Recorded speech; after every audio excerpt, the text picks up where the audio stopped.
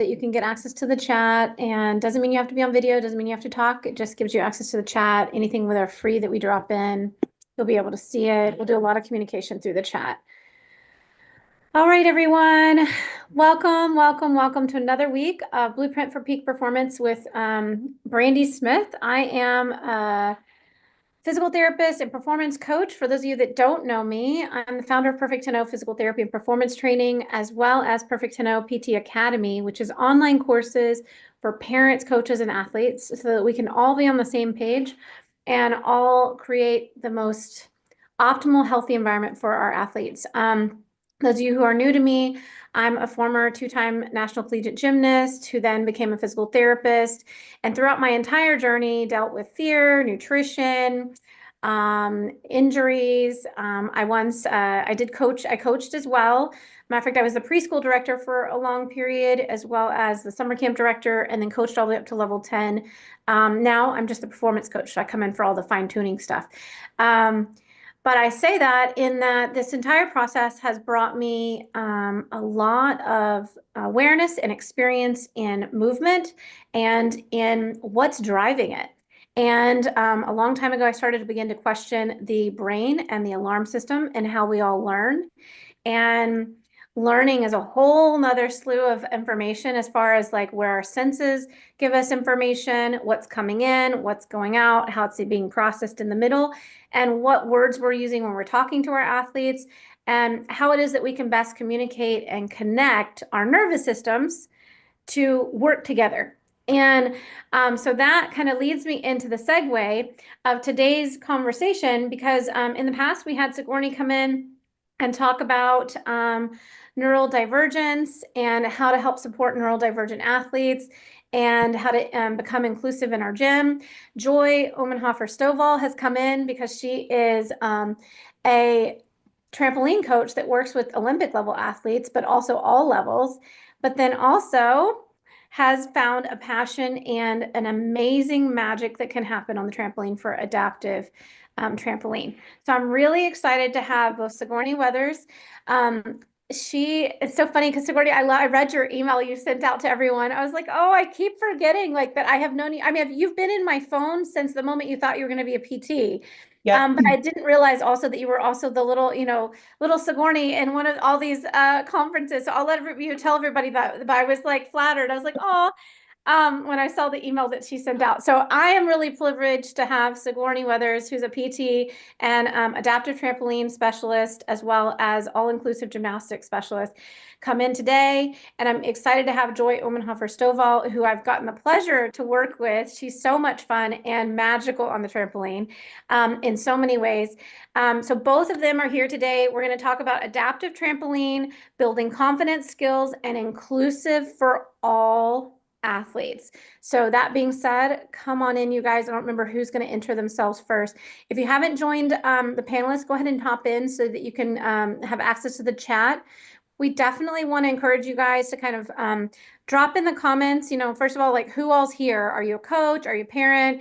What levels? That kind of stuff. Drop that in the chat for us so we can kind of know who we've got here. And then I'm going to have Sigourney and Joy come in and do their own kind of deeper intro, and we'll head into our topic today. Joy, are you okay if I go first? Oh, yeah, go ahead. This is all you. That's what my name is Sigourney Weathers. I am a physical therapist. I work mostly with our neurodivergent population and pediatric population. And so I co-own All in Gym with Jill Bosack. And I also own my own company called Balance Creations Therapy and Trampoline, where we work inside a gymnastics facility offering pediatric physical therapy and adaptive gymnastic services. I have a very long background in gymnastics. My mom owned a gym for 22 years. I started gymnastics probably before I was even born. My mom was a gymnast, and then I grew up in Texas, literally going to GAT conferences where Brandy was speaking, and was at every single one of her talks and would ask her questions afterwards, and knew that I wanted to go into PT, and I thought I would go into sports performance ortho PT. And in PT school, I found the love of working with the kids I work with now and it was very similar to preschool gymnastics. And I say that to everybody because I want gymnastics coaches to know that what you're doing is important. Everything that we do in gymnastics is so important for the growth of our children's brains and their bodies and their social emotional learning. So you are doing amazing work. And it is very similar to PT. We take a different kind of mindset and approach sometimes, but a lot of the things that we do are very similar. So I fell in love with that. And I got my dream job in an outpatient pediatric clinic. And I was just thinking, if I could only get these kids in a gym, if I could only get them on the trampoline, they would make so much more progress because there's just a huge motivating factor there, and everything in the gym is so functional. And so that's what I did. I rented space for my mom's gym for a while. Once she closed, we moved out to Aledo, Texas, and I'm at the Rock right now. So yeah, that's a little bit about me. Okay, my turn, I guess. Come on, enjoy. Okay, just a minute. My audio is on. Got it? Okay. So I have been in trampoline since I was 10 years old. I started in springboard diving and then got involved in trampoline to help my diving. I did diving until I was 15. Then I went just trampoline, went to world championships.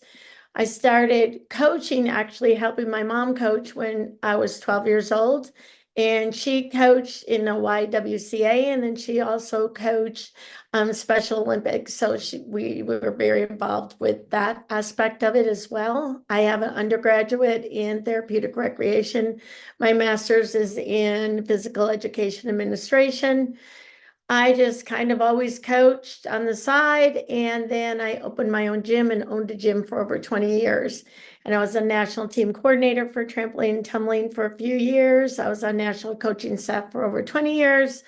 And during COVID, when I kind of retired from coaching in a gym every day in 2017, I found adaptive trampoline, and I started to get involved with that. And I picked up on Sigourney because I coached Sigourney before, and I have really smart friends like Brandy and Sigourney. And so and we just started from there, and I started doing adaptive here. I had a trampoline, just a trampoline in a gym, and now I have 3 trampolines in a gym.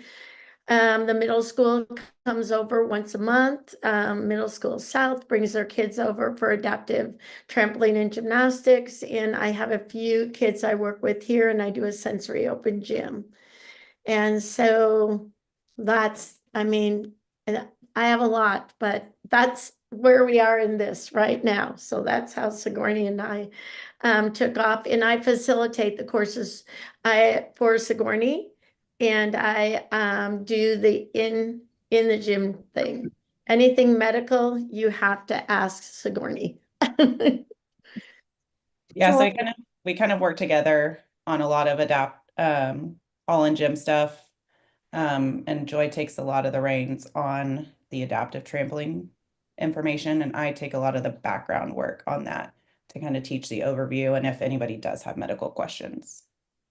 Joy, can you, for those who are like a sensory open gym, what is that? Could you just expound for a moment on what a sensory open gym looks like and how you market that as well? I always set it up. I set up something, all the kids that come to mine are very young. And even with the middle school, when they come a separate time, I set up like an obstacle course for them to work on. And I put them through the obstacle course probably 3 times. I don't know, 3 is like the magic number, because the first time they don't really get it. The second time they get a little bit more. And the third time they're extremely successful. And so I usually do something like that in the gym. And I would say like someone would set up for preschool almost, except for because my middle school, the kids they're bigger than me, some of them. So I have to set up different types of obstacles. I use ropes with them as well, the big heavy ropes that they can use. We use the rings. We use a number of different things. We have videos that we kind of wanted to go through kind of talking about it. And then we have videos at the end of of different ways that we can set up. And then my also the sensory open gym that I do on Saturdays, the kids are 2 to 6 years old. So they have an obstacle course, but then they also our gym is very small. So a huge gym, I think you'd have to have a certain area that they're contained to, but our gym is very small. So, and we're the only ones in the gym. So they have a certain areas they can go in, and their parents are involved as well. May I add on, Joy? Yes. So sensory sessions are essentially open gym for your neurodivergent kids in your community or kiddos with disabilities and their families. So this is a time for them to come explore the gym without any expectations, and then for them to just be at the gym. A lot of the times I tell gym owners that this is your lead magnet. If you have any lead magnets, this is your one for your neurodivergent community when you're building adaptive and inclusive communities in your gym. So I went ahead and put a link to my own sensory sessions. Joy runs hers. I run mine a little bit differently. When I coach people to run sensory sessions in their gym, it all ends up just a little bit different, and that's absolutely amazing, because you can set up sensory sessions a little bit different. I take the entire gym. My age range, just because the gym has set that, they want it to be 6 to 18 years. I fudge that and I let my 5-year-olds come in too if I know them and if they're going to be safe. But every gym will be a little bit different, and you can set up sensory sessions to meet the needs of your community. And that's the biggest thing. We are allowing our community to come into the gym and explore the gym and allow them that time and space to see it and know that they're welcome in our gym. So, yeah.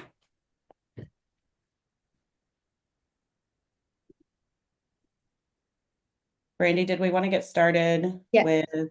Yeah, keep going. Okay. Yep. I Great. just wanted to cover that. Thank you for covering that, both of you. Absolutely. I'm going to go ahead and share my screen.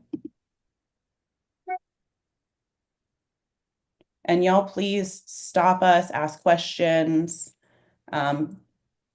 while we're talking. We love to have communicative webinars.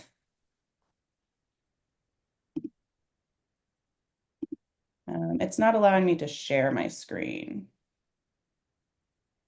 Try now. Okay.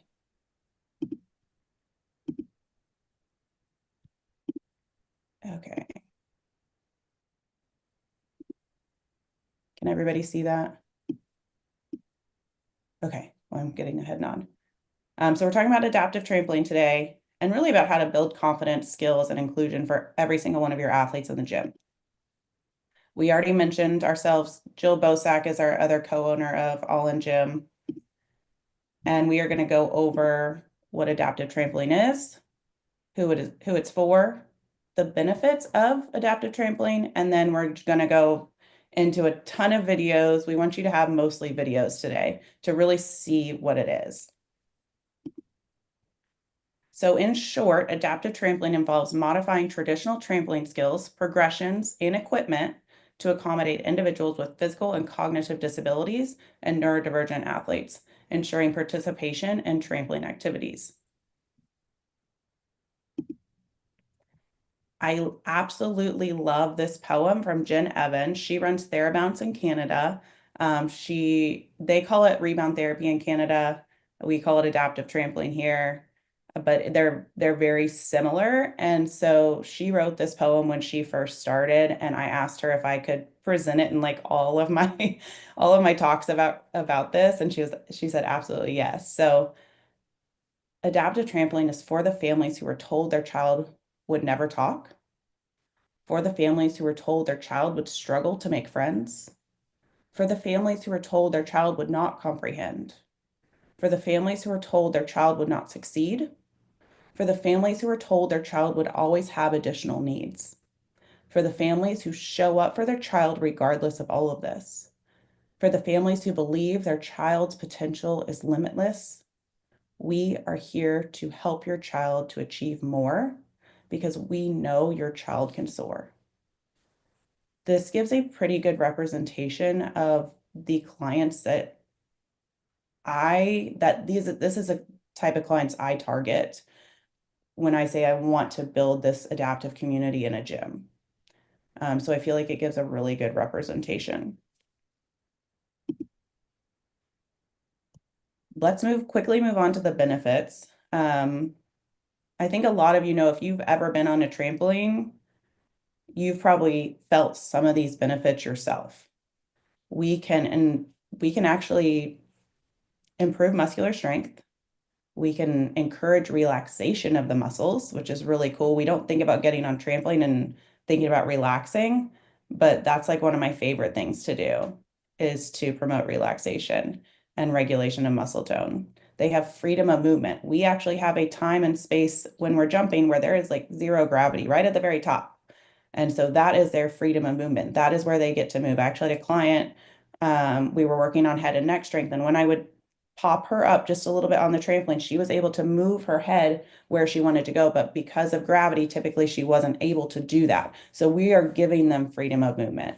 It's a cardiovascular endurance exercise, muscular endurance. We get balance, visual proprioceptive inner ear, reaction and timing, spatial awareness. We have a ton of social opportunities within trampoline. We can talk about numeracy and patience and communication. We work on their coordination, flexibility. It also promotes independence. I have some clients that start with me that they're too nervous and their bodies are not coordinated or strong enough to jump by themselves. And eventually they get to jump independently.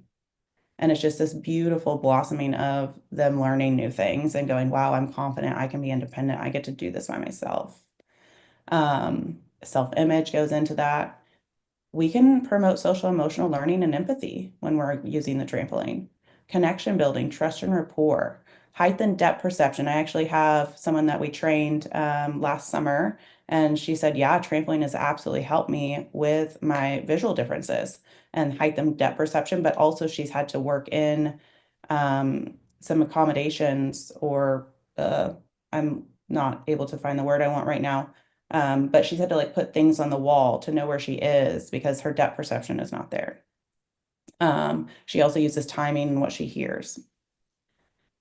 We can stimulate the digestive system, improve bowel function. I actually have kiddos who will come to me and like 10, 15 minutes into session, they're like, oh, I got to go to the restroom. I'm like, yep, please go. That's why we're here. And then internal organ massage, cross-curricular learning and coordination, and then obviously fun and enjoyment. There are very few people that get on trampoline and say, I don't like this. Very few. There are some. So I don't like to say everyone likes trampoline. I actually found this yesterday. I have to put this in here because I'm a PT and I kind of love some research. And this is a new meta-analysis that's coming out. So they're going to go and search everything in the past and see what the benefits of trampoline are. And I'm super curious for this to come out and for us to see kind of what they found in the past research and see what new research is going to come out after this. And I would just take a picture of this slide because this is my PT brain dumping medical information on you. This is just looking from a physiological lens of what systems in the body can trampoline benefit. So we're thinking hormones, nervous system, respiratory system, breathing, cardiovascular, our blood and our circulation, digestive system, lymphatic system, skeletal system, and our muscles. The only thing that I caution when I talk to people about this is skin. So if we're working with somebody who has a spinal cord injury and they can't feel anything below their waist, we need to make sure that we are protecting their skin. So we don't typically work to improve the skin or the integumentary system, but we do want to protect it. And I always like to put some safety guidelines on here because I know people kind of have some questions. Well, is it safe for everyone? No, trampoline is not safe for every single person. Most people, if we're working in a team with their medical team, we can get them on trampoline, but it is still not safe for everyone. If there's any atlantoaxial instability, atlanto-occipital instability, so that's instability in this upper part of the neck. And most of the time, this is typically within our Down syndrome population. It's very few and far in between though. This is something that's could be very prevalent, but a lot of the times I don't have kiddos who have craniovertebral instability. Pregnancy, the risk outweigh the benefits on that one, especially if that's a client or a parent. And then detaching retina, that one's in there just from like past research. But they have to put it in there. They must have had someone come in with a detaching retina and like they just had to put it in there. So a detaching retina is a medical emergency. You will not typically see these people come in or walk into your gym, but they will have a very quick change of vision. And so if their vision has changed in the last hour or 2 hours, they don't need to be in your gym. They need to be at the hospital. So yeah, does anybody have questions on what I went over? I really want to show y'all videos today, but I would love to hear y'all's questions or comments. And hi, Asifa. I just noticed your name is up there.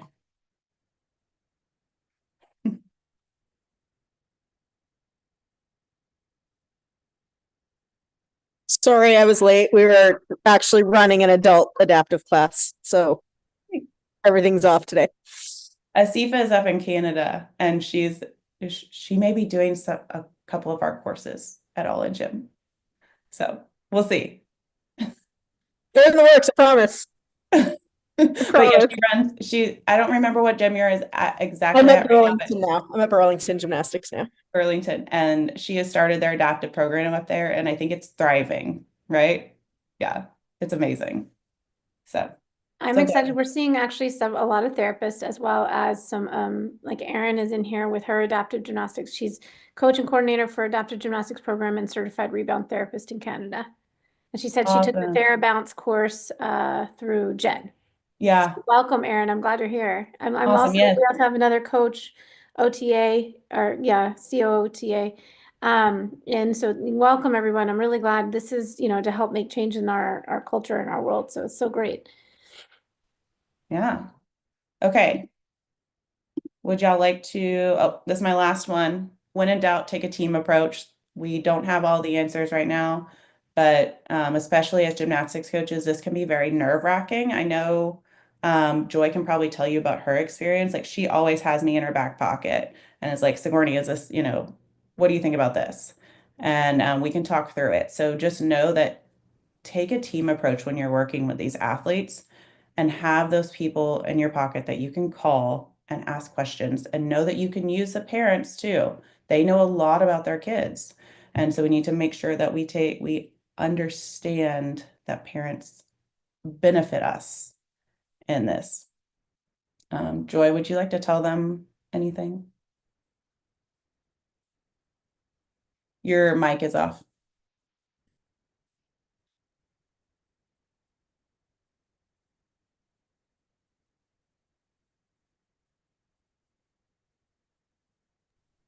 Okay. I think the biggest difference is just the parent involvement too.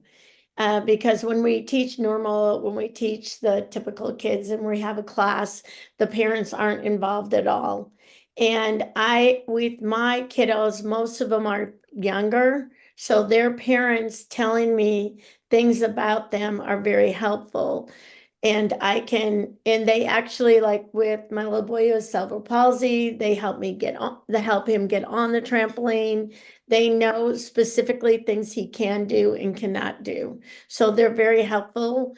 And I love to include them and they love to be included as well. I think that I get the feeling that a lot of times they get so discouraged from people telling them that their kids can't do things. And that, and even with the occupational therapy, I know with Nate, one of my little boys, she came and she saw a video of what he did with me on the trampoline. And she was so surprised that he was able to have so much movement that he didn't have when he's in the office with her in therapy. And he loves her, but just because the trampoline allows you to do more and it's so fun in a different environment, the kids are just have more movement. I love that, Joy. I love that you said that and brought that piece in. Because we do have a place. We do have a place within their rehab, not within their rehab, but within their wellness journey and their recreational journey. We can be a part of that as coaches. And it's so important because I have plenty of stories just like Joy's. Oh, the doctor never thought they would be able to do this, or no, there's no way. I can't remember. I think I had a client the other day. Yeah, where they came in and the doctor was like, well, there's no way, you have to show me videos. There's no way that this kid is doing that. And the mom pulled up the video and was like, this is what my child is doing. And the doctor was still kind of in disbelief. So we can be that bridge, and we can be that place for them where they get to have fun and they get to move and understand that movement is joy and movement is health. And the other thing was with the middle school, those kids at the middle school, they come with that specific teacher, I think 3 times a week for an hour. And she does do physical education with them, but she said they never would do anything with her. Like, and how much they moved in the gym and how they were sweaty. She's like, this is just so good for them, because they wouldn't participate in what the norm, what they had in their curriculum for what the kids should do in the physical education portion of the middle school. Yeah, so it's pretty amazing. I love that. Do you want to show some videos of Nate? Okay, well, I me- have them kind of all in a folder. Let me look. Because I love seeing pictures and videos of him. He is amazing. And I will try and stop sharing my screen.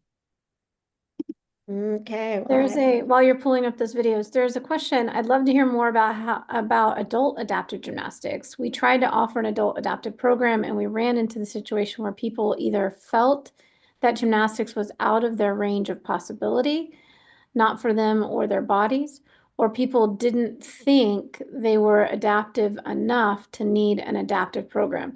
They thought they'd be okay to integrate into the regular adult gymnastics program. How do we handle that? That's a really good question. How do you define, this is for all ages, actually. I mean, I think for the younger kids that there are probably some clear delineations for the parents where they're like, we need adaptive, but Yep. How do you define who's appropriate for an adaptive program versus an all-inclusive program? That's a really great question. Thank you, Haley. Yes. And is my screen still shared? Because I would love to share it. Yes. You're still sharing. I see your. and I'm actually trying to pull. I have my folder, but every time I try to keep shifting off of you guys, I don't know why. Okay. Let's see. Yeah, so your screen is up right now, Sigourney. Is there If any you way have that you something on can- identifying adaptive versus inclusive of any ages, including adults and the kids. Yes, there has to be very clear set expectations or boundaries for what each class, the support needs of each class. And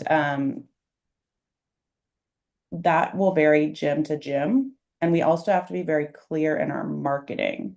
I'd love to hear more about a person who felt like they could have integrated into regular gymnastics program and how you thought that they actually needed more support and why we couldn't give it in an inclusive class. Because that's where I get. I'm like, if this person feels, if they're an adult, if they feel like they can integrate into a class with supports and the gym can provide those supports or the athlete can provide that support within class, they should be in an inclusive class. Now, when there's no way to provide supports for that athlete to be successful, their type of successful within class, then they need some sort of adaptive program where we can give them more support. So for me, it's all about the support. It's not about the skill level, because as a gymnastics coach, I should be able to almost adapt anything in class to pretty much any level. And I know that's not how gymnastics facilities run right now. That is not what they like to do. And I understand that. I'm kind of changing the status quo again, and to go back to kind of how we used to teach, of like, we can teach all levels in one class. It's hard, but it's doable. And for some of these athletes to be in the same age range as their peers is more important than teaching them the same level skills. So we need to put our thinking coach brain cap on and go, how can I quickly modify this? There's almost always a modification or a mat that you can quickly pull to allow that person to be within an inclusive class. Original question asker. We had some adaptive adults who would hold down jobs like working at a grocery store, and they felt like they would be independent enough to join a non-adaptive class. Great. What was y'all's thought on that? Because if they felt like they could, what supports were we lacking in the gym? What did y'all need for tools as a coach?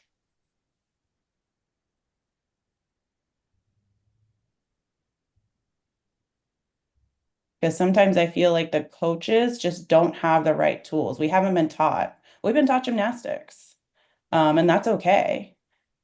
But now if we're going to open up classes to athletes that move differently, we are going to have to be able to coach just a little bit differently and use different tools. And that's 100% okay. That's why All in Gym is here, to teach those different tools.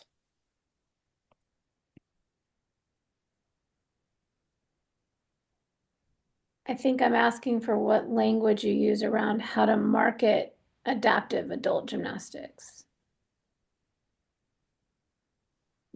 Great. Let me pull some of that up for y'all. So if you want to screenshot it. Sigourney, you've been talking about tools. Is one aspect, so if you're envisioning for inclusion versus adaptive, adaptive, they need a significant amount of support that requires probably a smaller class size and or a class with the same needs, right? Or modified skills, yes. Or modified, yeah, or same modifications, right? Yeah. And so that class size is probably looking, does that vary is that customized, or is there kind of a window that you could offer that might look like for adaptive versus an inclusive? Yeah. So my adaptive class, I market it as needs more support than being able to go into a typical class. So a typical class, we may be able to have an aide come in, right? If they have an aide to bring in, maybe they can bring in an aide or an ABA therapist. But if that's still very, very disruptive to class and nobody is safe, like if the child is not safe, if the teacher is not safe, if the kids are not safe, then that child needs an adaptive class. That is my kind of boundary of like, what is safety? And as long as you have those safety rules written out, they can go into an inclusive class. When we are unsafe is when, Aaron, you can definitely chime in if you want to too, because it's different for every gym. When it's unsafe, that's typically when I suggest an adaptive class, or if they can't stay with the class and they keep running off to where unsafe areas, then that's more of an adaptive class to me. And I would love to open up this conversation because I know every gym is different. And sometimes that's really important to have these conversations because a lot of this is new in the gymnastics community as well. I can kind of speak to what we have started up here in Burlington.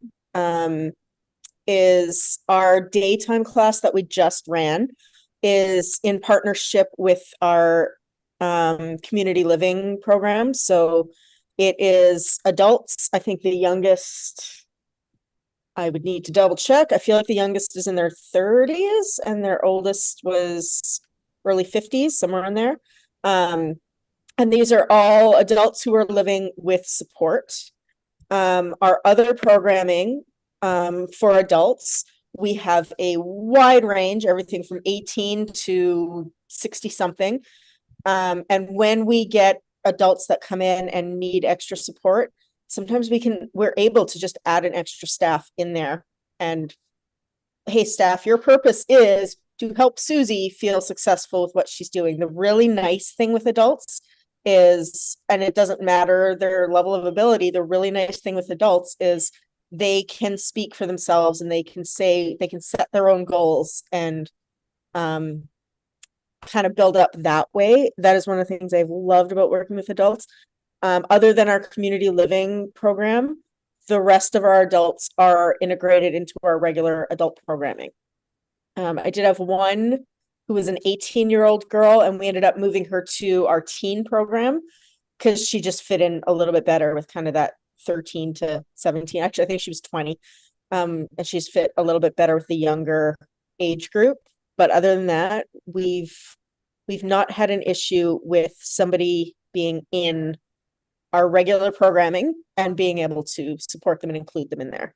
I don't know if that actually answers your question, but that's what has worked for us. For me, it's a very case-by-case basis, unfortunately. And I think Asifa, for you as well, up in Canada, it is. If anyone else would love to chime in on this conversation, feel free to. Because as I said, this is not set in stone as of this moment, and every gym will need something different. But for me, it's the safety. When safety is an issue, I bring them to an adaptive class until they are safe enough to come back. And that may look different for every single coach too, because not every coach has the toolbox that I have in my brain. I may be able to run an inclusive class with 3 autistic children and 1 neurotypical kid, and some other coach may not be able to do that. So I think when we also go into this, we have to understand that this is a case-by-case basis, but we also have to have that safety piece to back us up. And that's a conversation, I think, we can go back to the question that was what originally brought up about this, was like, how do we explain that to them? If your child can be safe in class, or if this adult can be safe in class, they can come participate. If they are not safe within our class expectations, and each gym has their own class expectations. I don't set that. You set your own class expectations. But if they are not safe within those class expectations, then we have an adaptive program for you. So we can build up and scaffold skills until they can reach that inclusive class if that's what they want to do. I see some heads nod. Yeah, she said, how's everybody Haley else said feeling they- about that? Yeah, so Haley, the one who asked the question in the Q&A, because she didn't join the panelists, so she's in the Q&A.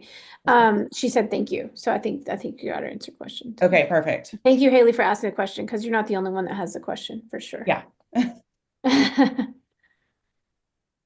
So I think you have some videos for us, yeah?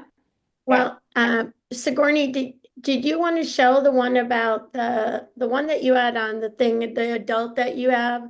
Yeah. That's paralyzed from the chest Yeah. down, correct? Yeah, I think can show that's a Jason. good one. And then I think that you have to not share so I can share, because I tried to share. Did my video go up there or not? No, she has to unshare it and then you come back Okay. in. Yeah. All right, go ahead, and since you have that one up right now, and then Okay. I can I have a number of things. I can find the one with Nate that you want, I'm thinking, but I put a number of different ones in of all different abilities. So, Okay. And I'm having really trouble with this shared screen today. Typically I don't, because I'm not sharing a screen right now. you're okay. So Can y'all let me Yeah. see if I can. Here. There you go. Yep. Okay. I'm gonna just kind of go through some of these. He is 17.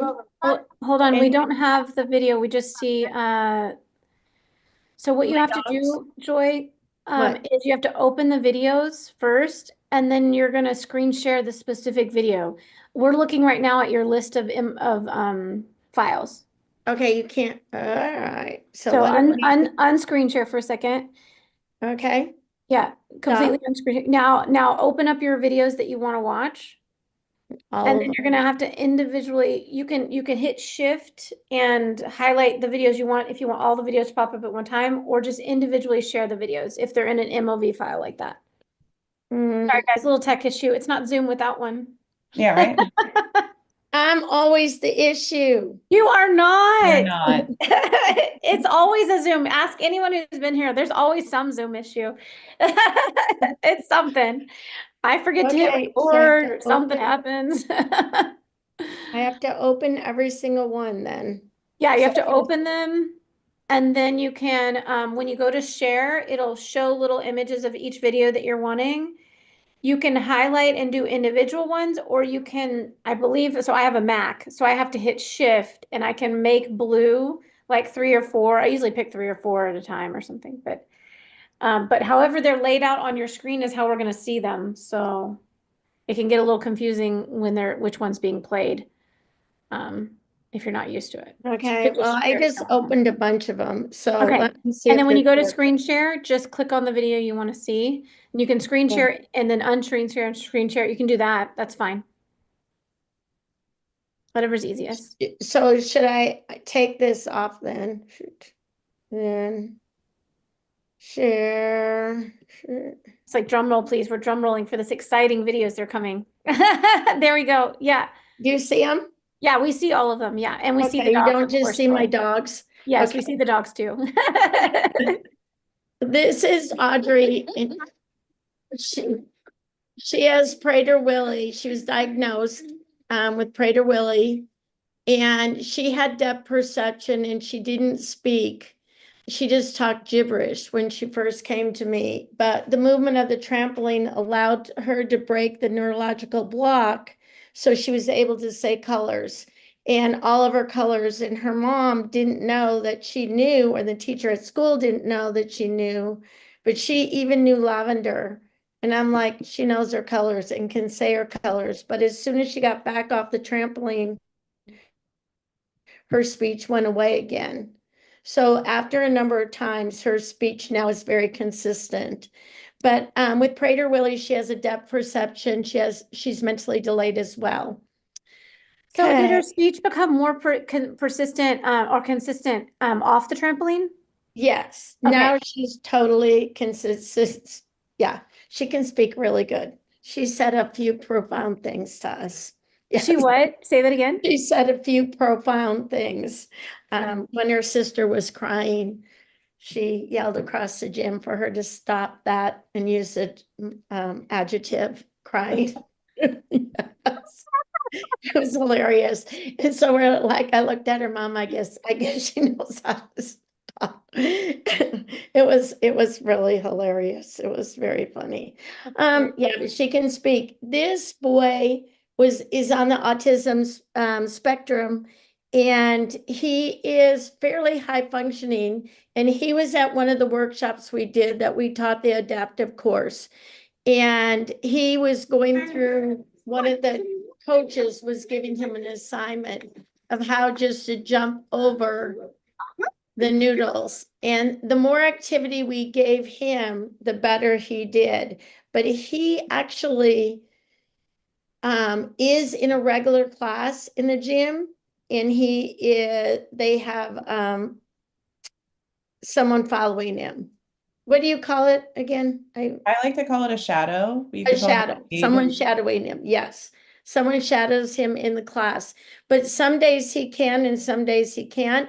But one thing is, his mom is a coach in the gym, so she knows those days not to put him in class. Okay, let's see, did that one. This was just another activity of throwing the ball and following. And I like this one because his sibling was there. And I did a lot with Nate with his sibling being involved, because a lot of times they have to be by themselves when they have therapy. So anytime I can involve the sibling and they can have more of a play situation, it's a little bit more effective. This one is Nora. She was born with Spina Bifida, and she has no movement from her knees down. So we tried to get her to do a number of things. You can see she can go on her knees, but she has no feeling in her from her knees down.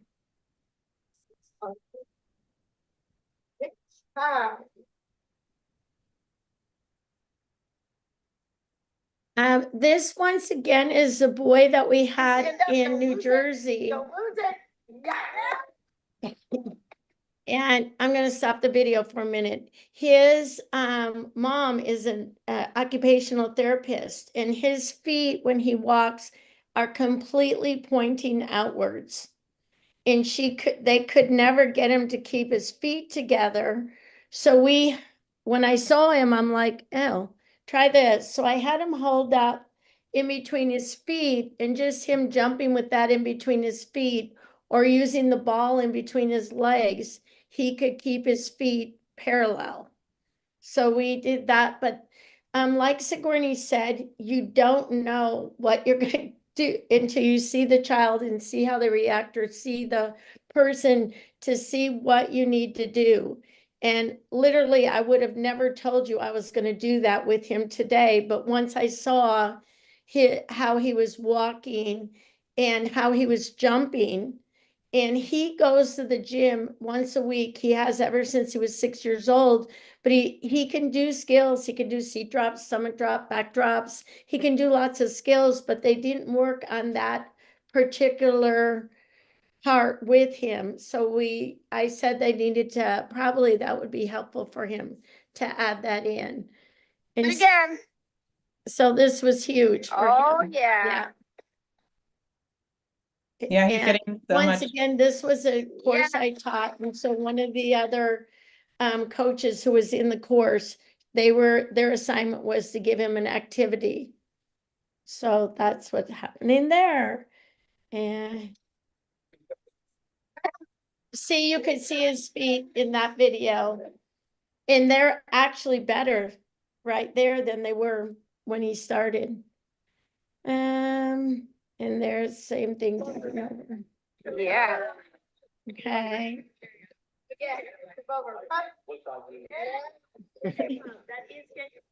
So just some of the things we did, and Sigourney, I'll try to find the one. Oh, my grandkids. That's up here. I'll try to find the one with Nate of the, I thought I put it in there, but I evidently didn't. That's okay. I think I have Nate in here somewhere. Give me just a Okay. second. Nope. I put it somewhere, but now I've lost it. So maybe I'll show some of my videos. Okay. My kiddos, unless anybody has a question. No questions. Okay. Yeah, any questions or thoughts or things that you guys are doing at your gym as well?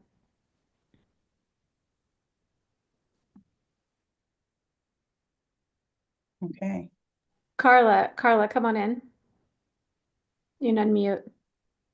So with your adaptive program, like exactly how, when you run it, is it more based, like, is it like a class, like a parent comes in with them, or is it like exactly kind of how you? Great question. It's set up at every gym differently. I actually have a list of like what I would do if I had a full adaptive program. We would start one-on-one sessions. Then we would do a parent-child adaptive class. Then we would move to a just coach child class. Then we would do a shadow program, and then we would do full inclusion. That's kind of your spectrum. Right now, I have one-on-one kiddos, I have an adaptive class, and then just inclusion. I don't have time to do the shadow right now just because I have young kids and I don't work in the evenings. But so for this gym, that's what works. And so for every gym, that's going to look different. But typically that is your spectrum of the different options you can have. Does that help? What exactly is a shadow? A shadow is like having an aide come with a Oh. student within that inclusive class. So your typical gymnastic classes, that kid will go in with them, and then you'll have an extra teacher following that kiddo around class and helping them stay within class or helping them with their modifications, things like that, helping them with their sensory regulation. Okay. Do you happen to know, like, if you have like an adult with a child, is it like insurance wise, is that kind of like treated like an adult gymnastics, or is that like? It depends. It depends on a lot of things. Number one, it depends on your insurance. Number one, it depends on the insurance of the gym. And then also safe sport. So we have to think, if you are a USAG certified gym through safe sport, we're not supposed to have anybody on the floor that's not safe sport certified. So if the gym comes back and says this is a safe sport issue, you say, okay, well then this parent will just need to take the free safe sport course and they can go out on the floor with this child. Because sometimes, I will get to that question next. Sometimes it's better for a parent to be out on the floor with the kid than another teacher or their aide. Because that parent typically knows that kid best and that kid co-regulates with that parent. And so like if I were to put my child in a neurotypical gymnastics class at this moment, I would make the gym make sure that I was able to be out on the floor with my kid. No, it's not going to be every family's choice. Some families are like, please just take my kid, help them, include them, and you're going to be able to, okay, great, this other staff member can come with them. But that's that we're taking it one step at a time and taking it child by child and going, okay, how can we make this work? Number one, if you're in the US, you're probably having that parent take a safe sport course if your gym is a USAG gym. Number two, yep, checking with insurance. And typically, if you run parent-child classes, it's going to be fine because those parents are coming out with those children anyways. But if you don't run parent-child classes, then you may run into some insurance things. But it will not be an adult class per insurance because that parent is not coming out to do gymnastics. That parent is just shadowing a child. So for under the insurance umbrella, they're not actually doing gymnastics. They're just walking out on the floor. So in my understanding, that's just covered under general liability. Okay, thank you. Yeah, of course. I saw another question come in. What are you charging your families for each of the levels of the classes and assistance? Again, this will vary gym per gym. Some gyms literally offer it for free. Some gyms charge a little bit more. And some gyms charge the same rate. Everything is okay. Any of those things are okay. What the gym I'm at now is doing, and Joy, you can definitely speak to your rates as well. I would love, I think that's a great conversation to have if you're open to that. But at the gym I'm at now, the adaptive class is the same rate as any other recreational gymnastics class. If they do one-on-one sessions with me, that's more. Typically, those costs will be the same price as a private lesson. If there's a shadow per ADA, it's actually okay for you to charge more. Most gyms don't charge more. They understand that a lot of these families already have charges racking up and they already have debt and they're already trying to pay off so much stuff that if they can offer that shadow program at the same cost as a typical gymnastics class, they will. But also I'm here to tell you that if your gym physically cannot do that, that's okay too, because you're offering a separate service. This is something separate from a typical gymnastics class. And per ADA guidelines, you can charge more. You also want to take the perspective of thinking, is this just a modification or adaptation that's within the ADA law? So we kind of get into some nuances there, but if you have it set up in your gymnastics program policies, rules and policies, as this is a specifically separate class or activity, then typically you can charge different prices. But yeah, all that to say, it really just depends. And if you want more one-on-one guidance for your specific gym, we can always set up a conversation to meet and talk about those prices.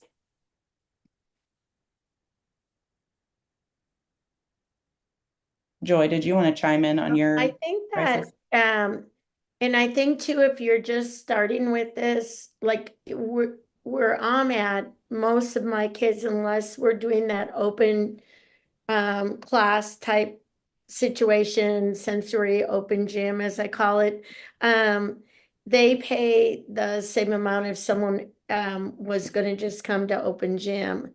And if we don't have open gym at our gym regularly, but I do have this sensory open gym.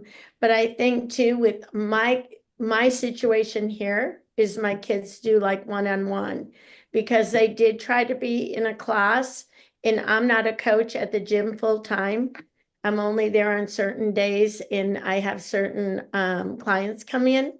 So they asked for a separate class just with me. So my situation is totally different right now than being involved in the gym full time. Now, we did have a class, that one little girl, she did have someone shadow and with her, and she started out and we didn't know if it was going to last, but by the second and third time she did fabulous.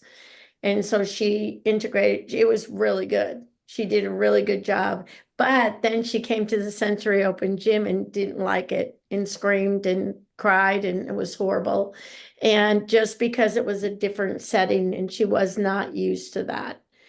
And that was the only thing. Same gym, same person with her, everything except for all the kids were different. It was a different setting. So I think that if you're very first starting, you have to see too what the interest is. But I think as far as charging, I think that, that you could set it accordingly to what your program already is doing. Yeah. Asifa, do you want to chime in on that since you're in Canada? Yeah, we going back to what sorry. I work with these kids because I am one of these kids. I'm so distracted right now because it is like complete snowstorm outside, and I'm trying to figure out how I'm going to get home because I think I'm stuck in the gym tonight. For the insurance, what we do when we have a parent supporting, or we also run sensory drop-in times, and we've got a ton of staff. So the staff sometimes like bond with a kid and the parents can kind of back off. A lot of times the kiddos want mom or dad there with them. For us in Ontario, that is covered. And Erin, I think you're in BC. I could be wrong. I know I recognize you. Yeah, I'm in BC, just outside Vancouver. Right? Okay. I grew up in Toronto though, so. Oh, did you? Okay, so I grew up in Delta and am now we switched. in Yeah, I'm in Delta.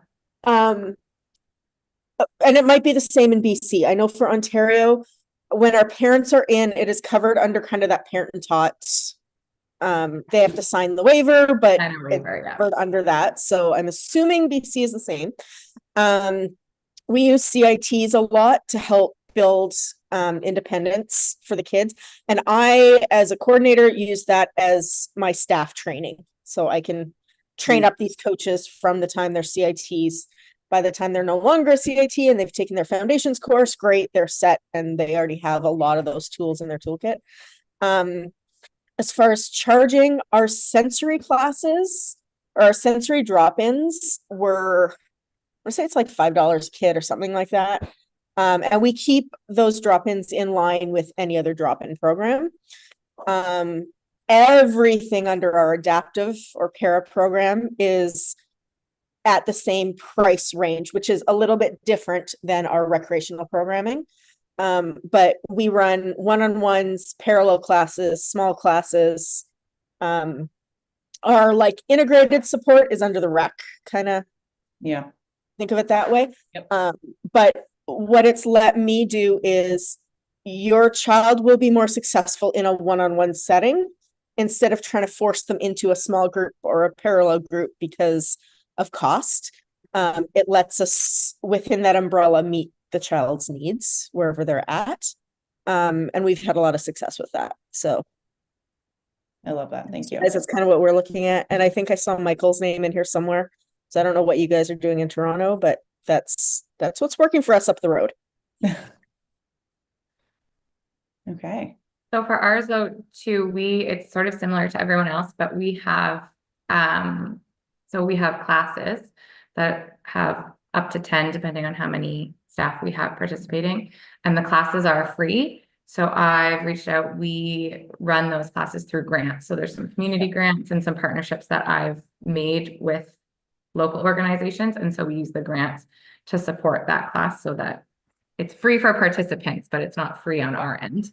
And then we do one-on-ones, sort of like private lesson type situations. And those are in line with our private lesson fees. often if they are going to book with me for a certain amount of time, there'll be a discount applied to that if we're not just doing sort of like one-offs every once in a while. And then we have shadow classes, we just call it one-to-one, where we have coaches that go in.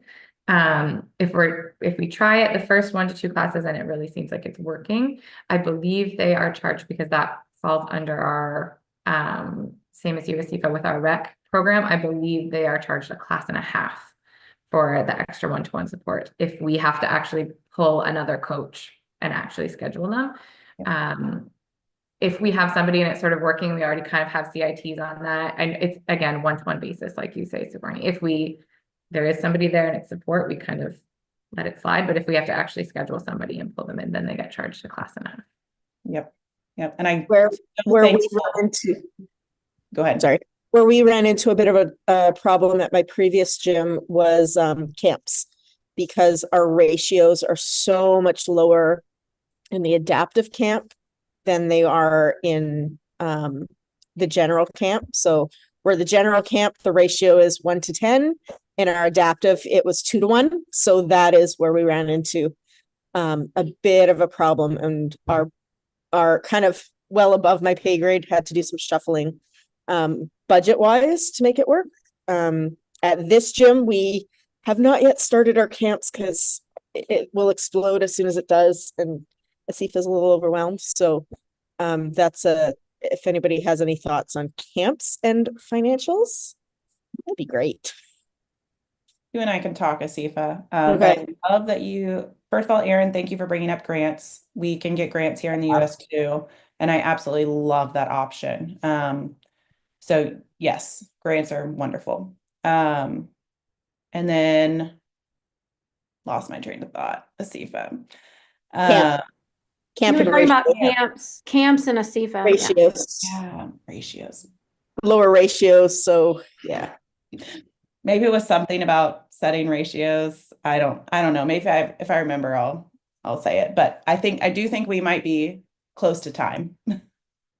We are. Is there, I would love for us to wrap it up though, maybe with a video or two of what it is in action. I think all this planning stuff is probably, as a coach and a gym owner, probably one of the biggest fear factors to getting started. So I think this is great conversation. It's so great to have some of you guys that are experienced in it and are, doing it in different ways, so people can hear a lot of different ways that this can be done. I love the ideas of grants. That's really great to be able to get covered as the gym, but also alleviate some of the stresses that's happening on some of these families that are already quite taxed financially in other ways.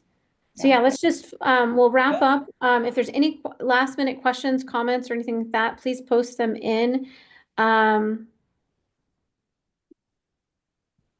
Oh, and Haley said she's in Calgary, Alberta, with Captivate Gymnastics. Just Okay. those Canadians. There's a bunch of Canadians on here. Well, we welcome all Canadians.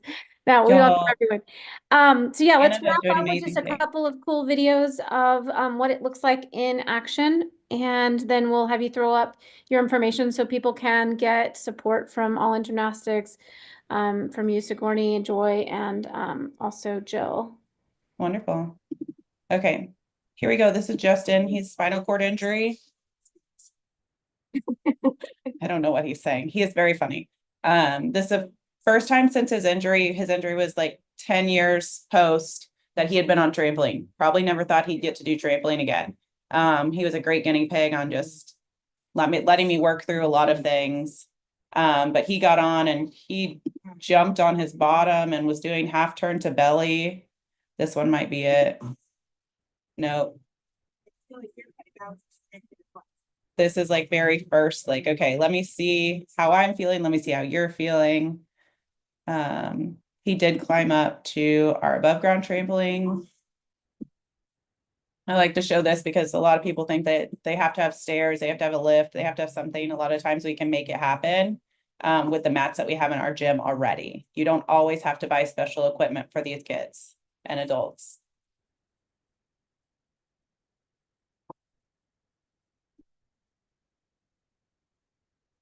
I really wanted to show y'all one. Oh, here.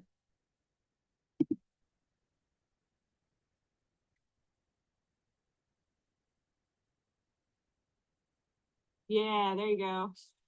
That was a super exciting moment. He worked for like 10 minutes on this and was so excited that he got this skill. Here's another one of my kiddos. She's a 1-to-1 kiddo, came in first time. Parents said that she had never spoken, she's nonverbal. And I challenged that very quickly within the first 3 weeks. She had told her mom, "I love you," for the very first time. And she is now saying her numbers. And I knew it was all in there, right? I presume confidence for every single one of my kids that I work with. You did all 10 of them. But And I'll she, chime in too. I had a 2-year-old that wasn't speaking. She was 2.5 actually, and she did one session of trampoline, and she went home and said, "Mommy, Daddy," and her dog's name after her session. yeah, So it's kind of amazing how the speech really works well, after the movement of the trampoline, which is crazy because I've been doing trampoline my whole life and I didn't know that it had that much of an impact. yeah, it's amazing. So Sigourney, have they been able to officially, I mean, we have, I mean, I have theories and we know in neuroscience and neurodevelopment and all of that, but do they have any research yet showing like brain stimulations of motor and sensory and language centers, emotional regulation, all of that from the effect of the proprioception and the vestibular input coming in from the trampoline, or is that just still lacking in the world right now? It's so lacking. And you know what? Yeah. Any therapist that's on here, if you want to do research, let's do it. I don't want to do it alone. But yeah, no, and I did another quick dive yesterday too. Yeah. I mean, I'm constantly trying to search all of these things, but yeah, it's so hard, especially because trampolines have such a negative connotation. So I think us as therapists and coaches really need to put out the word like trampolines can be safe as long as they're used safely. But until we get that, especially here in the US, until we decrease the negative connotation around trampolines, we're not going to have more research studies come out. Also, it's very difficult to get research studies on trampoline, like any ground reaction forces, G forces, like that's still like very difficult. We have some of those studies. So we know the trampoline disperses all of our ground reaction forces and then equalizes it through our body, which is why it's more beneficial to our joints and less strain. But then there's a lot of unknowns on trampoline, which is so unfortunate. But I'm hoping some of the new research that'll come out will show that these things in research actually work and why they work. But now we have the clinical research right now to prove that these things work clinically. You know where it starts is a case study, right? Yeah. You got those. I can help you with that. Okay. I've published case studies, but boy, publication is a thing. It's 5 years. Like it is a 5-year process, and it is a whole bunch of politics as well. But Yeah. yeah, that's why, it's funny. It's 5 years to get published, then it takes 5 years before it even hits like anything that people are actually reading, and then it takes another 5 to 10 years for people to apply it. So when people talk about evidence-based, it's like, well, you're talking 15 years ago. Yeah, Just exactly. FYI, we get really hung up on it. Everybody wants to hear evidence.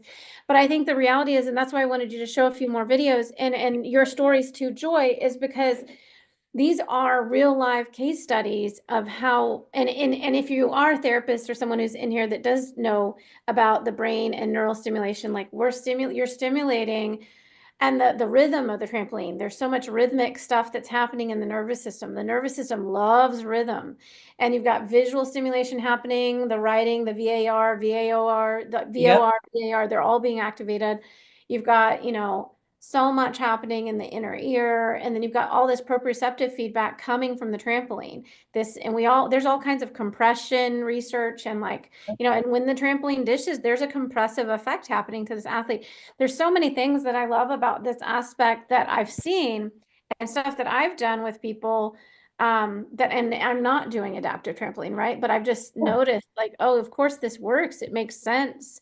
So I think sharing more case studies is really important because I want people to see like this is high impact. Like Joy, even your stories and both of you so far, like these are people that people are giving up on, or parents are like, she's just never going to talk, or she's just not going to count. And, or, you know, even a teacher is at best of their thinking like, okay, I'm going to keep talking to this kid and keep pointing out these things, but they never see that she knew her colors, right?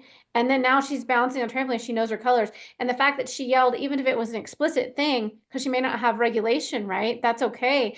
It still is this fact that she's appropriately adding excitement into an adjective, right? Like it's like just it's beautiful. It really is a beautiful putting together linking sentences. The other thing, you know, in my developmental program Born to Move, we talk about is this idea that we know that if you sequence 3 movements together, and this can be on the trampoline or anywhere. So if you've got someone who can't move, but you put them on a trampoline, they're getting all this input and now they can have regulation from their brain to move.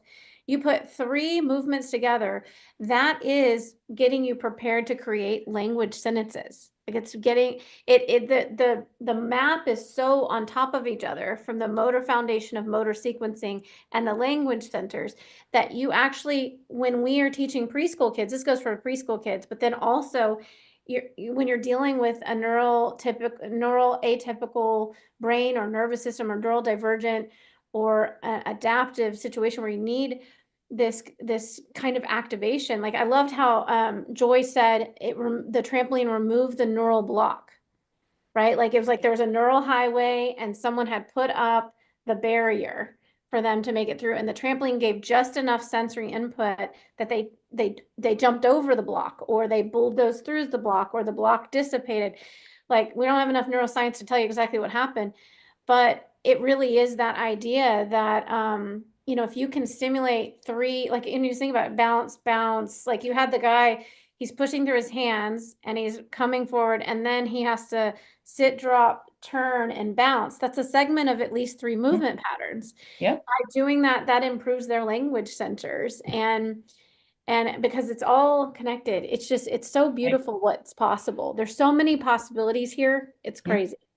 I have two more case studies for y'all. The first one I don't have videos on because mom doesn't want me to share videos, but this kiddo, our main goal was regulation, social emotional learning. And he knows now that if he feels dysregulated, he can go to the trampoline, do 10 seat drops in a row, and then he can focus again.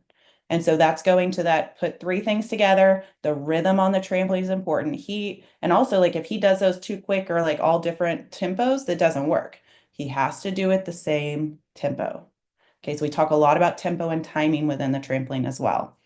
Here's more of a PT kind of case study for you. This little girl, I actually knew her when we owned our other gym. This is my son and her.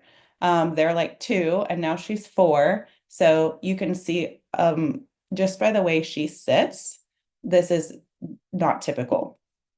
And I'd keep this language all kind of coach language right now. I'm not in my PT brain. But then when I saw her again, when we tried to jump, she could do maybe 5 to 6 jumps. This is her at 4 years old. Couple jumps and then she would fall. That was not a controlled fall. She didn't want to do that. She did 4 or 5, then she falls. This is one of her longer ones, and she was able to control it. Her arms are still really high. Okay, that's telling me that she doesn't have a lot of stability going on. And here she's still tripping. She caught herself. These were some of her better videos when she first came to me. Now, recently,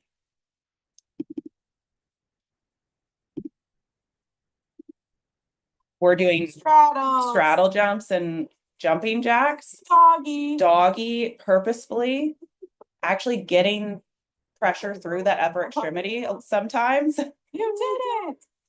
A stepping up half kneel that would never have happened. She can step off the trampoline now all independently. She knows exactly where that trampoline edge is. She's jumping with her arms behind her back now. So they're not needing to be up and balancing her. And so I just wanted to show you more of like a PT like based development there, and showing you how amazing it is for our bodies and not just for our communication and our social emotional learning. So yeah, that's some of our kiddos. I could probably sit here and show you 5 more hours of this. But if you want more, let me know and we'll find a time to talk and show y'all more. Yeah, you just reminded me of Audrey when she had, the depth perception, and I had talked to you and you said she didn't want to go in quadruped position on her hands and knees. And I sent Sigourney a video of her a few weeks ago that she actually was crawling on her hands and knees up an incline. So it's Yeah. pretty impressive. Yeah, but when she started, she wouldn't even think about that position. She Mhm. would do it over something, but she wouldn't put weight on her hands. That's so important to be able to shift their weight to their hands. That's Yes, really, and I will pull up my info. Sorry. that's really big because we have so much information coming. There's a huge, like the tongue and the hands have in the face, tongue, face, and hands have the largest area on our brain. And so activating those centers really activates the brain as a whole. You can get all kinds of good stuff from that. That's awesome, Joy. I love your stories. Yeah. I do Go a ahead and video of share. my mom who's 97. I Oh, did yeah. rebound therapy. I did adaptive trampoline with her as well.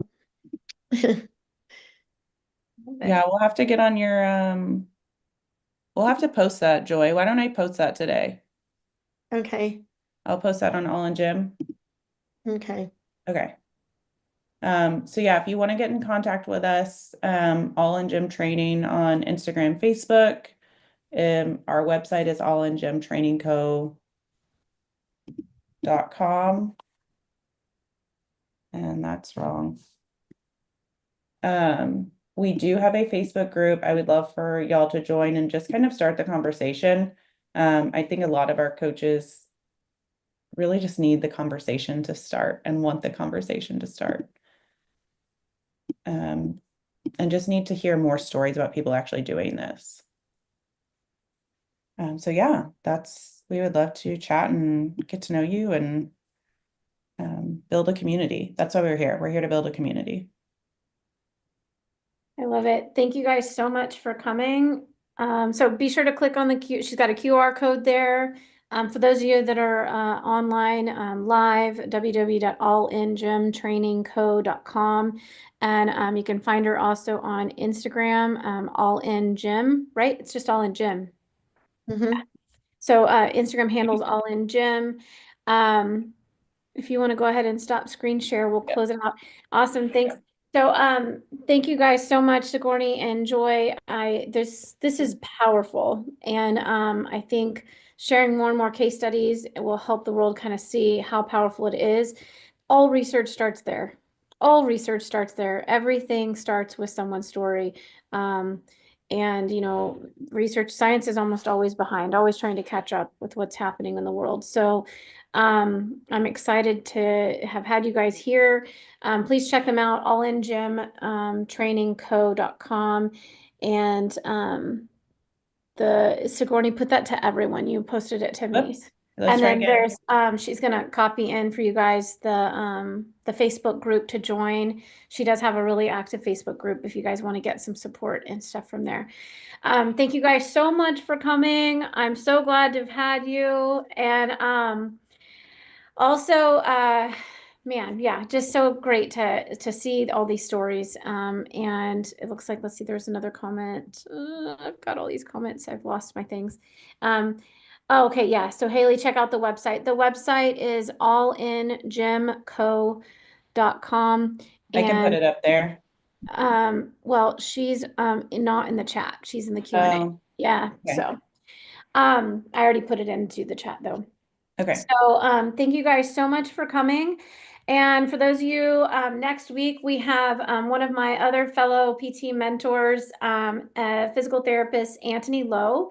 He is an amazing therapist. He really rocked my world about language, coaching language, and how it affects everything. And he works with high-level athletes who move heavy weight. That's when I first met him. He works with Olympic weightlifters, CrossFitters. He works with gymnasts. He works with women's health patients as well. And he's from Australia. But one of the biggest things he's going to come in and talk about, which is one of the things that he is trying to shift our profession in, is our language. And he just rocked my world with language we've done 3 different three different years of performance clinics with gymnasts and talking about coaching language, autonomy, and how our language affects what the outcomes that we're getting. And so you guys are welcome to join us next week. I'm super excited. It's hard to get him. It's taken us a year to find a time where his time zone and my time zone match up, because he is now he's going to be in the US temporarily, and he's fit us into a very busy teaching schedule. So I'm super excited to have Anthony Lowe next week. And then for those of you that are interested in talking more with me about the Born to Move program and the developmental babies all the way up to, so we have infants, waddlers, toddlers, and preschool. And so we have a whole certification program and curriculum that goes with that. So for those of you that are also looking at some of these developmental stuff that Sigourney is talking about, the foundations of it is to be used with neurotypical. But when you use these same developmental movements with your neuroatypical clients, you're like she was talking about with the little girl who went through the developmental movements, that's milestones that need to happen. If they've never happened, there's specific neural connections that are happening each milestone. And so integrating some of this dance and rhythm and other aspects, it can be done on the trampoline too. Actually, I didn't even think about it. I was like, some of it could be very much done on the trampoline with our nursery rhymes and our dances that go with it and the props and stuff we use. So anyways, it's another way to integrate and break some of those neural barriers that we have. So if you're interested in any of that stuff, you're also welcome to reach out to me, Perfect 10 PT. I'm on Instagram at Perfect 10 PT. And you can also connect with me. Gosh, just give me a text. If you're here and you're in the chat, I'll give you my number. So you can just text me.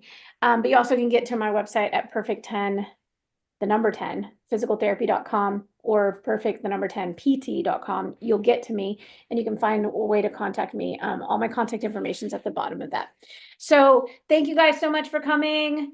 Joy, Sigourney, it's always a pleasure. Thank you. Really, really Thank you for appreciate it. inviting us. You're Yeah. welcome. And thank you Yes, guys thank for you. staying a little later. All right, everyone, I'll see you guys next week for coaching language, how to optimally support our parents, coaches, and athletes. All right. Bye, you Awesome. guys.